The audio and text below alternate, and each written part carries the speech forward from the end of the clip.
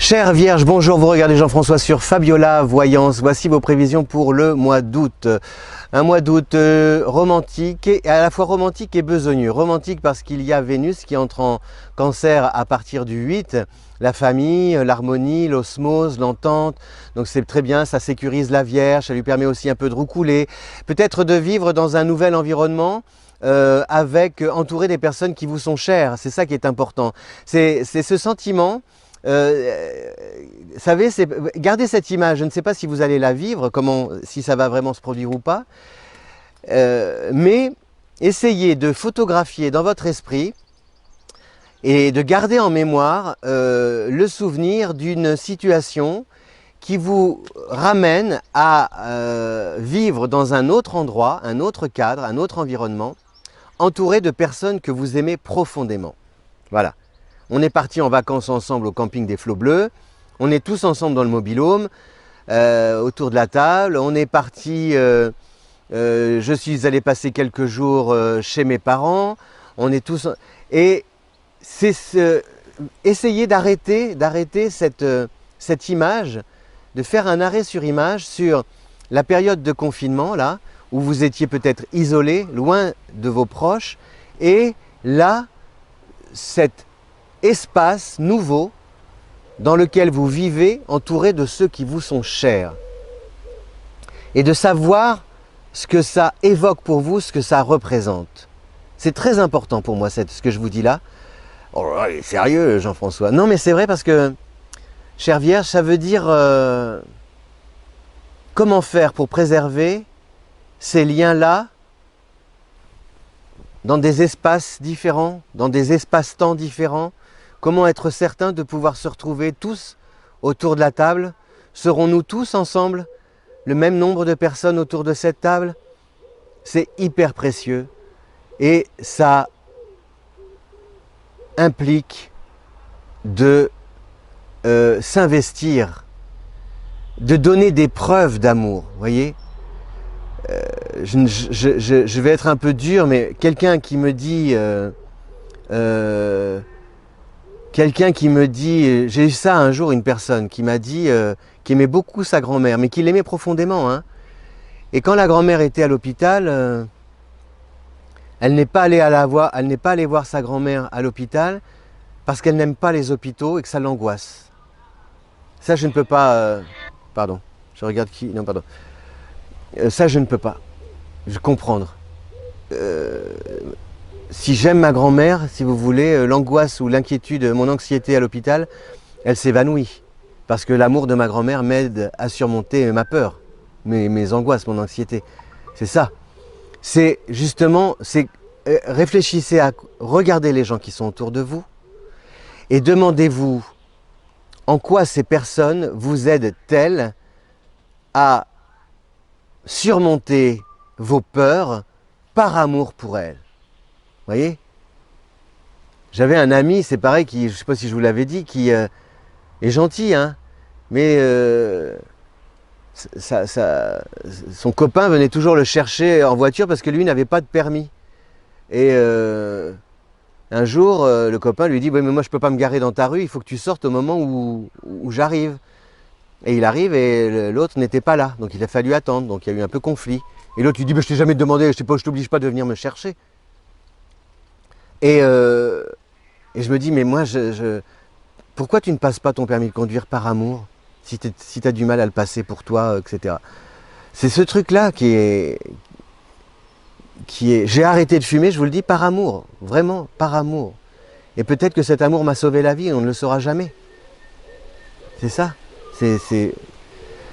Donc, posez-vous cette question, quand vous allez avoir des personnes autour de vous, regardez-les bien, et quelle force l'amour que vous éprouvez à leur égard peut-elle générer en vous pour soulever des montagnes et préserver ces beaux moments avec eux.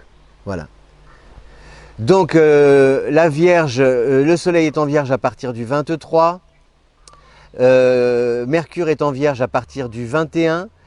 Donc vous allez rentrer, le début de mois s'écoule d'une manière assez légère, tranquille, les doigts de pied en éventail, sur le transat, farniente, et vous avez bien raison d'en profiter, c'est doux, c'est léger, etc. Mais, enfin, ou alors il y a aussi une adaptation, prendre le temps de trouver vos marques.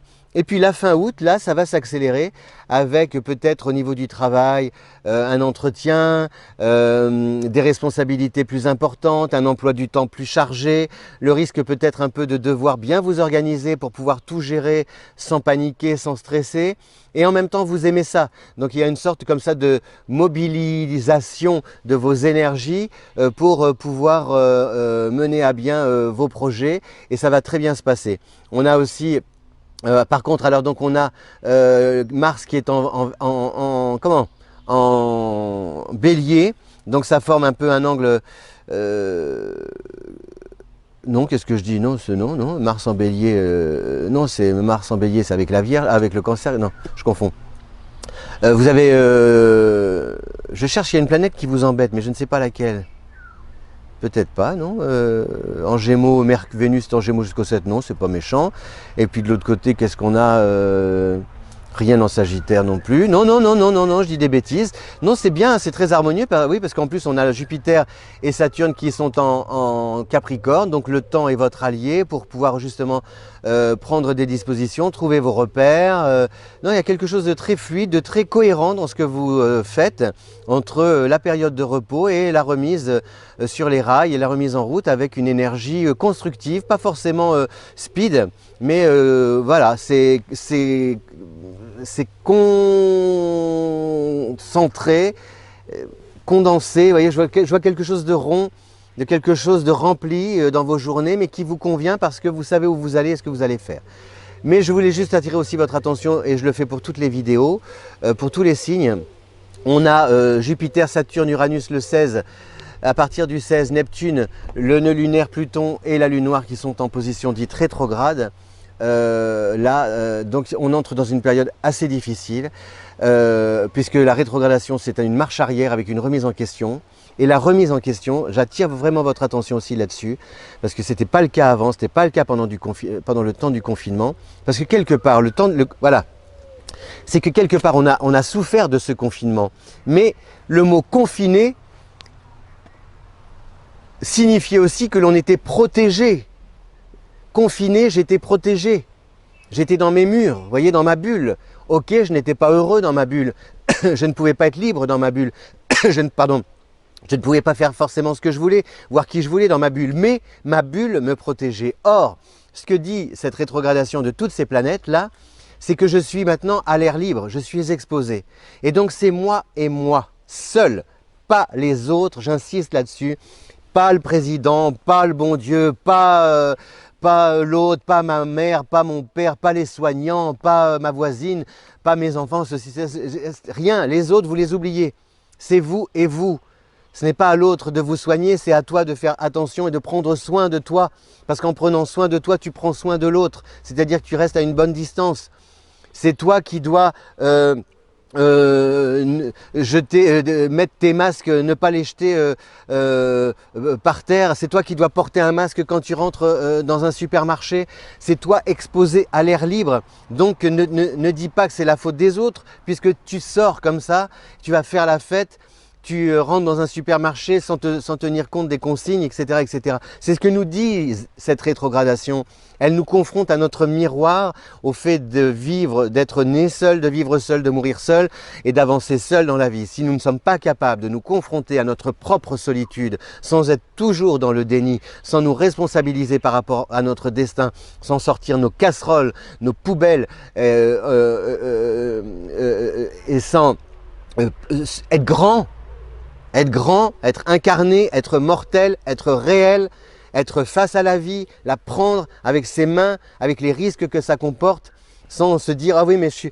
Oh là là, est-ce que c'est mon meilleur profil? Est-ce que... Oh là là, je ne suis pas allé chez le coiffeur, j'ai encore... Oh là là, il faut que je me fasse faire mes pattes qui sont toutes blanches. Mon Dieu, c'est pas possible, je ne peux pas vivre avec des pattes blanches. » Ouais, non, bon, allez. Si vous persistez là-dedans, c'est perdu d'avance. Voilà, je vous le dis amicalement, affectueusement, c'est perdu d'avance. Les planètes, là, la rétrogradation planétaire, qu'est-ce que tu fais de ta vie pour toi, pour les autres? Qu'est-ce que tu apportes au monde et comment, en te protégeant, tu protèges les autres?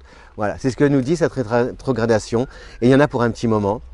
Donc, c'est-à-dire que la première vague, comme on dit, puisqu'on parle de vague, eh bien, c'est comme la maison des trois petits cochons.